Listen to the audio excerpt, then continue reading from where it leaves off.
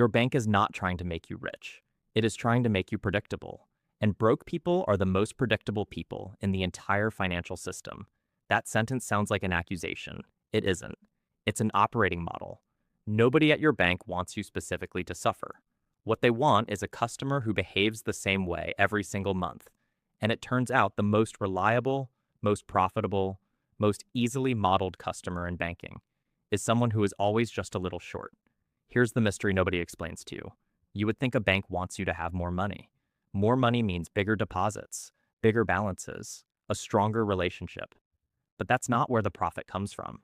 The profit comes from the gap between what you have and what you need. And banks have spent decades quietly building products, fees, and incentives that keep that gap open instead of closing it. Let's start with the part that feels the most personal, the overdraft fee. You are $3 short, not 300. 3.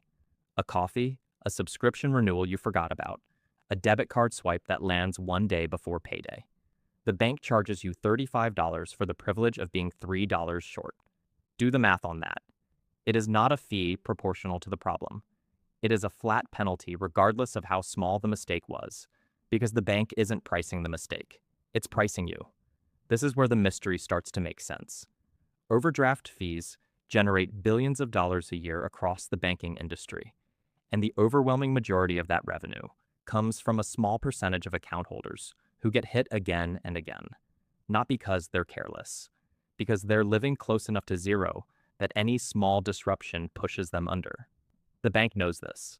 The bank has known this for years, and instead of building a system that prevents it, many institutions built a system that profits from it, because a repeat overdraft customer is worth more in fees over a year than a stable customer is worth in almost anything else at that balance tier.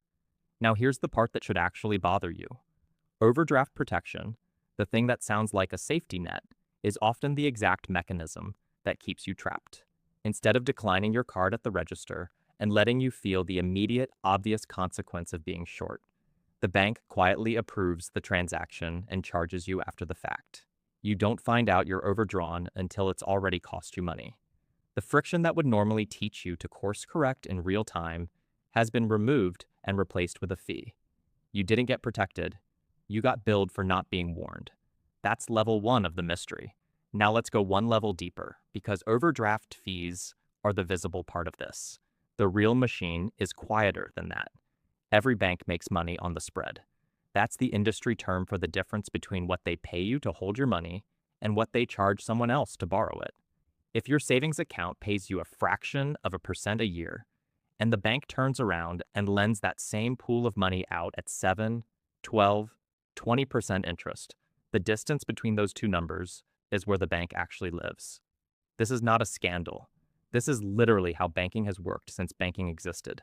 But here's the part nobody says out loud. That spread is significantly wider for people at the bottom of the balance ladder than it is for people at the top. If you have a small, unstable balance, you almost never qualify for the tiered interest rates, the fee waivers, or the premium products that make the spread narrower for wealthier customers. You are paying maintenance fees on a checking account because your average balance didn't hit the minimum. You are earning close to nothing on whatever savings you do have, while that same money gets lent out at rates that would shock you if you ever saw them side by side. The account that is supposed to be working for you is, in a very real sense, working against you, just slowly enough that you never notice the mechanism directly. So why doesn't the bank just help you build the balance up, get you out of the fee tier, and make you a more valuable long-term customer? Here's the twist. In the short term, keeping you in the low balance, high fee tier is more profitable than helping you escape it. A customer paying $12 a month in maintenance fees and $35 every time they slip below zero is generating steady, dependable revenue. Meanwhile, that same institution would need to extend you significantly more trust, more product access, and more risk tolerance to move you into the tier where you start costing them money in better rates and fewer fees. From a purely mechanical standpoint, your instability is a revenue stream. Your stability is a cost. This is the part that nobody tells you, and it's worth saying plainly. The system is not designed by any single person to keep you broke. Nobody in a boardroom drew this up with malicious intent. What happened is simpler and in some ways more unsettling. Automated systems optimized for short-term profitability discovered over years of data that financial instability is monetizable, and once something is monetizable at scale, it gets built into the product without anyone needing to intend the harm at all. The system doesn't hate you. It just noticed that your struggle pays. Now let's talk about credit, because this is where the trap gets its second layer. You need credit to get better rates, but you need a good financial history to get credit. And if you're starting from nothing, the products offered to you are specifically designed to be expensive until you prove you don't need them to be. A secured credit card requires you to deposit your own money as collateral against a credit limit that is usually smaller than the deposit itself. Read that again. You give the bank money so that they can lend a portion of it back to you and charge you interest on the loan. This is legal. This is standard. This is often the only entry point available to someone with no credit history. And it means the very first relationship you have with credit is one where you are financing your own borrowing costs. Once you have that card, the real test begins, because the system is watching how you use it, not just whether you have it. Carry a balance, and the interest compounds against you every month, often above 20%. Miss a payment, and your score takes a hit that can take months or years to repair, closing doors to better rates elsewhere in the meantime.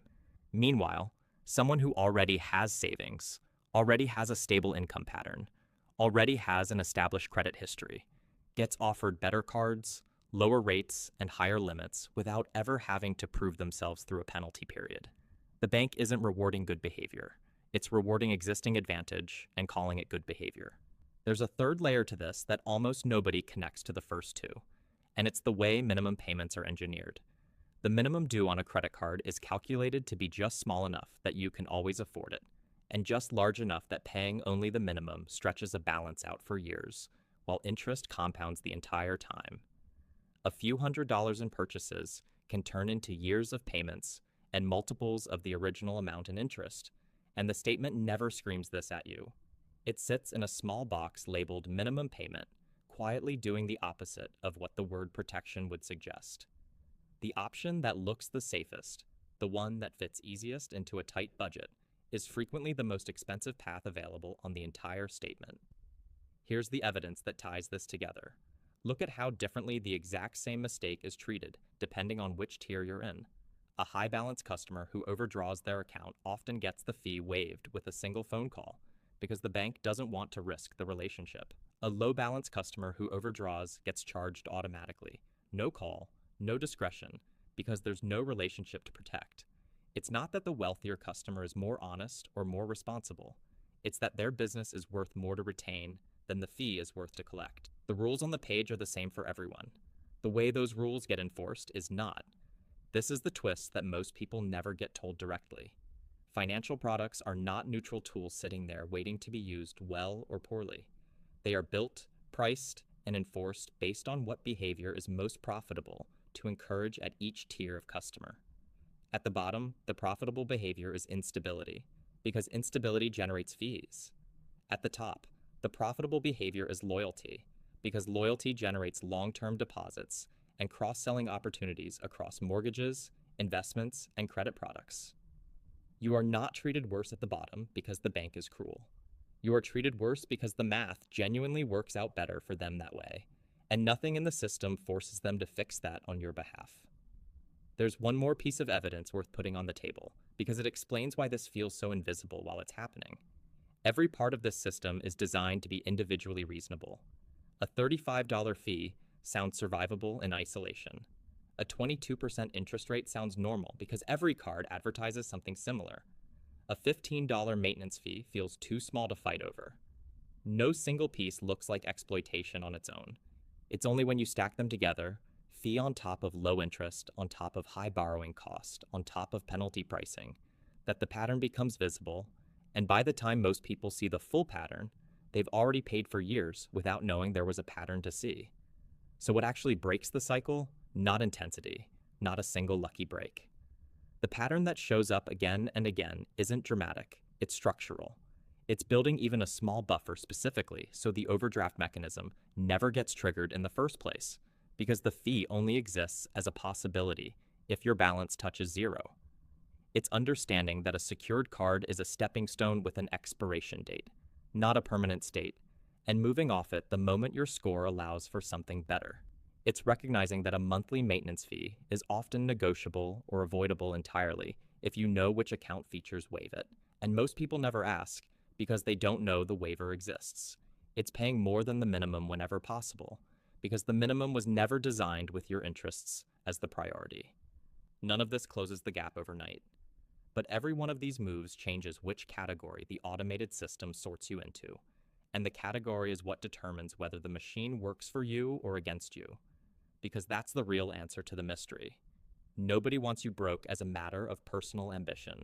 What the system wants, in the coldest and most literal sense, is a predictable revenue pattern, and for a long time, financial instability at scale has been one of the most predictable revenue patterns available.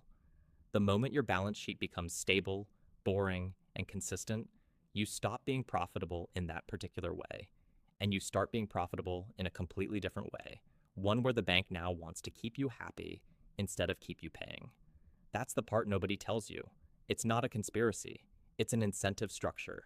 And incentive structures don't change because you're angry at them.